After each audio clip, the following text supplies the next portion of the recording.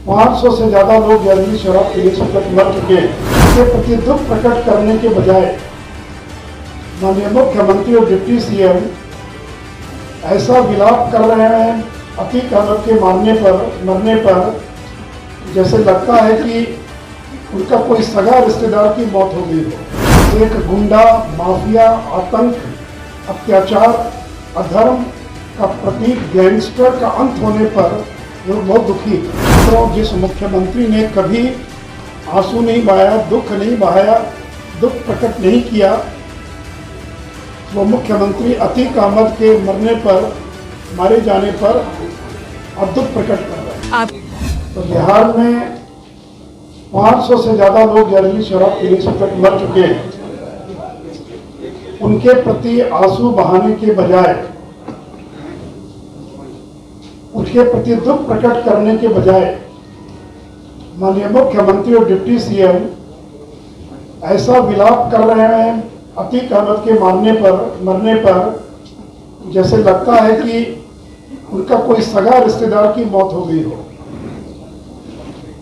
दिग्विजय सिंह ने कहा ओसामा जी और डिप्टी सीएम करें अतीक जी, मेरी कोई सहानुभूति नहीं है। और एक बार उन्होंने 19 दिसंबर 2022 को कहा अवैध शराब से मारे गए लोगों के परिवारों के लिए मुआवजा मांगना उसी तरह है जैसे किसी बम बनाने और उसे लगाने वाले के लिए राहत मांगना। क्या राज्य सरकार उन लोगों को भी भुगतान करेगी जो बम लगाते हैं? ऐसा कभी नहीं होगा। मित्रों, जिस मुख्यमंत्री ने कभी आंसू नहीं बहाया, दुख नहीं बहाया, दुख प्रकट नहीं किया, वो मुख्यमंत्री अतीक अहमद के मारे जाने पर और दुख प्रकट कर रहे हैं। मित्रों, कल जो मुख्यमंत्री ने ऐलान किया है उसका पूरा श्रेय भारतीय जनता पार्टी को जाता है। सरकार ने कल ये स्वीकार किया कि अभी तक 199 लोगों की मौत हो चुकी है, जबकि भारतीय जनता पार्टी के अनुसार 500 से ज्यादा लोगों की मौत जहरीली शराब पीने से हो चुकी है। सरकार का एक हमको डॉक्यूमेंट मिला है जिसमें 2019 और 20 में शून्य मृत्यु की बात कही जा रही कि कोई मौत नहीं हुई है। मित्रों, आपको मालूम है कि Bihar prohibition and excise act 2016, जो बिहार उत्पाद अधिनियम है 2016, उसकी धारा 42 में 4 लाख रुपए के मुआवजा का प्रावधान है। उस धारा 42 में यह भी प्रावधान है कि अगर जहरीली शराब पीने से कोई अगर गंभीर रूप से घायल हो जाता है या बीमार पड़ जाता है तो उसको 2 लाख रुपए तक की मदद की जाएगी, और सामान्य रूप से जो पीड़ित है उसको 20,000 रुपया का प्रावधान है। तो मरने पर 4 लाख, आंखों की रोशनी चली गई, गंभीर रूप से घायल हो गए, दिव्यांग हो गए, विकलांग हो गए तो 2 लाख, और सामान्य स्थिति में 20,000 रुपये का प्रावधान है। लेकिन बिहार सरकार ने अभी तक जिनकी आंखों की रोशनी चली गई, जो गंभीर रूप से बीमार हो गए, जिंदगी भर उनको इलाज कराना पड़ेगा, उनके लिए किसी प्रकार की घोषणा नहीं की गई है।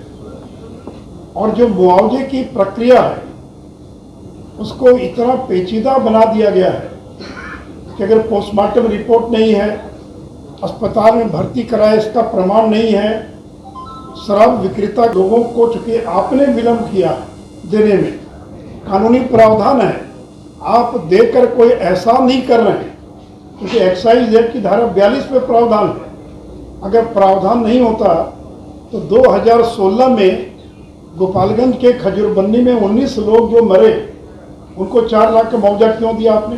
कैसे दिया मुआवजा? किस नियम के तहत मुआवजा दिया? अगर 2016 में 19 लोगों को मुआवजा मिल सकता है तो 17 में, 18 में, 19 में, 20 में, 21 में, 22 में बाद में मरने वालों को क्यों नहीं मिलेगा? और 17 वालों को 5 साल बाद दीजिएगा तो भी इसको 40 लाख की राशि मिलेगी। इसलिए मित्रों, विलंब से जिन लोगों को मुआवजा मिल रहा है या मिलेगा उनको 4 लाख रुपया पर ब्याज सहित उनको मुआवजा दिया जाएगा। दूसरा मैंने कहा कि गंभीर रूप से जिनकी आंखों की रोशनी चली गई, दिव्यांग हो गए, उनको 2 लाख और बाकी अन्य 20,000 रुपया जो है, और मुआवजा भुगतान की प्रक्रिया को सरल किया जाए। ये ठीक है, यहाँ तक तो शर्त ठीक है कि लिख कर देंगे कि मैं प्रचार करूँगा, मैं शराब नहीं पीऊँगा, लेकिन आप अगर ये शर्त लगा रहे कि आप बताइए कि कहाँ से शराब आपको मिली, कहाँ से लेकर आए, मरने वाला तो चला गया, कौन बताएगा, या अस्पताल में गए थे, नहीं कोई प्रमाण और दीजिए। तो इसलिए इसकी प्रक्रिया को सरल किए जाने की आवश्यकता है।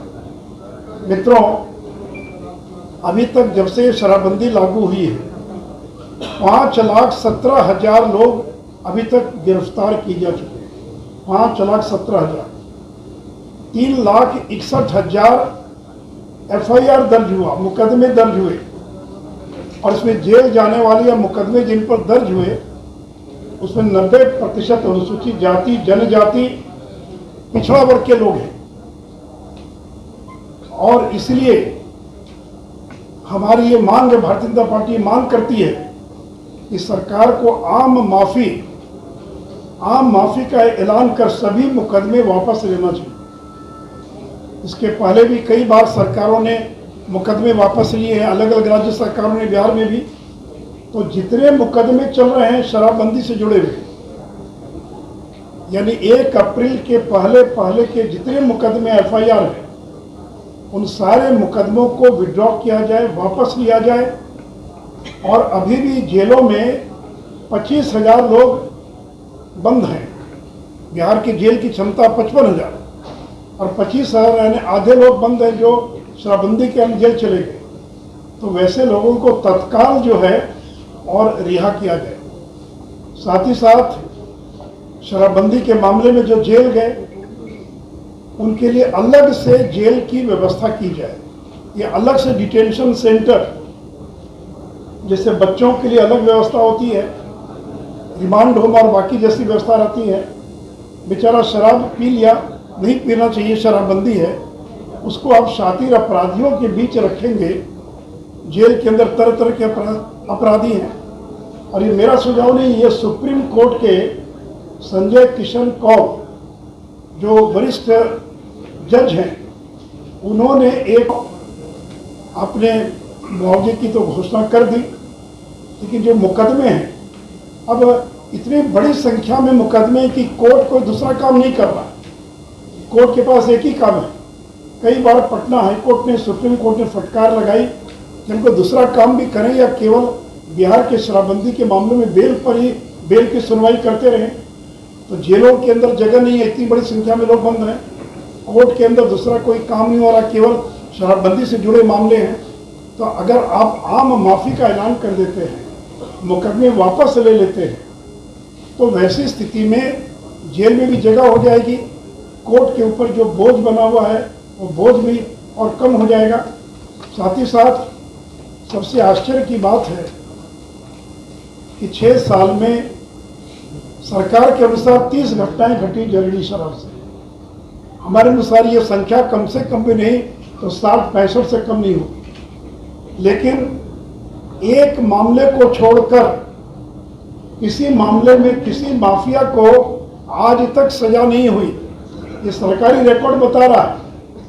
जो पी कर गए जेल, उसमें तो बहुत लोगों को सजा हुई, लेकिन जो तस्करी करने वाले हैं, जो जहरीली शराब बेचने वाले हैं, उसमें केवल एक गोपालगंज की खजरबुन्नी में जो पहली घटना घटी थी, जिसमें 19 लोगों को सरकार ने मुआवजा भी दिया, उस मामले को छोड़कर एक भी मामले में आज तक किसी को सजा नहीं हुई।